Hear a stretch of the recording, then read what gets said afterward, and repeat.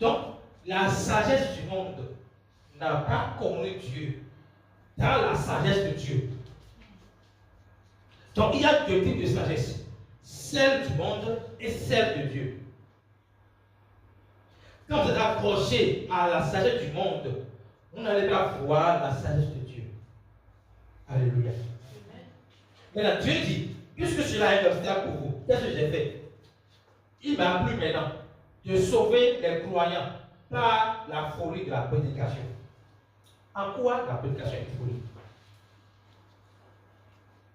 Lorsque Jésus-Christ est ressuscité des morts, il est venu une première fois chez les apôtres et ils l'ont vu, à l'exception de Thomas qui n'était pas là.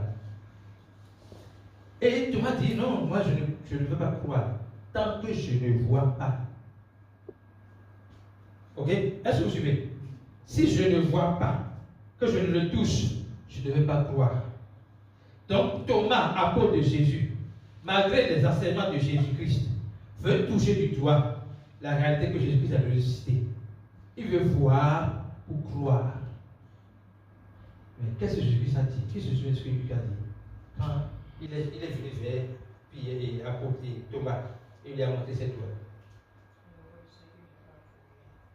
Non, il faut dire ça à haute voix. Il dit, quand Thomas a vu ça, Thomas s'est agenouillé. Mon Seigneur et mon Dieu. Jésus a dit, non, c'est pas maintenant que tu vas me dire que je suis Seigneur et ton Dieu. Non. Heureux ceux qui vont croire sans voir. En fait, nous sommes heureux. Nous sommes heureux parce qu'on n'a pas vu, et on a cru. Et c'est en cela que la méthode de la foi, la prédication de la foi est la folie. Tu ne l'as pas vu et tu as cru. Pourquoi tu ne l'as pas vu et tu as cru? Parce que tu n'es pas connecté à la sagesse du monde, mais tu es connecté à la sagesse de Dieu. Tu as laissé ton ego être brisé. Tu as laissé ton raisonnement être remise en question pour pouvoir accepter que oui, Jésus-Christ m'a sauvé. Il est mort pour mes péchés. Il m'a aimé jusqu'à la croix. Ce n'est pas logique. C'est seulement par la foi que tu peux saisir cette révélation. Alléluia. Continuez le verset s'il vous plaît. On y va au verset 24. Les Juifs demandent des miracles. Écoutez bien. Donc, le but de Jésus-Christ, c'est pas de montrer qu'il fait des miracles. C'est de montrer que l'évangile est la puissance de Dieu. Et dans cette puissance, il y a les miracles. Ok? Les Juifs demandent des miracles. Et les Grecs demandent la sagesse. Qu'est-ce que Jésus-Christ a fait? Donc, les Juifs demandent des miracles pour croire. Les Grecs demandent la sagesse. Jésus a fait quoi? Verset suivant. Nous prêchons Christ crucifié.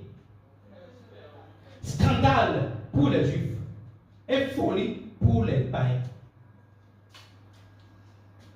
En quoi la prédication de Christ est scandale pour les Juifs, selon vous?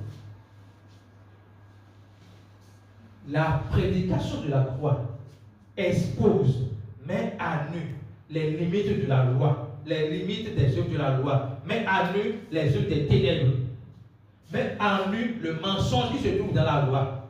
La loi est parfaite, mais elle ne peut pas te sauver. On est d'accord?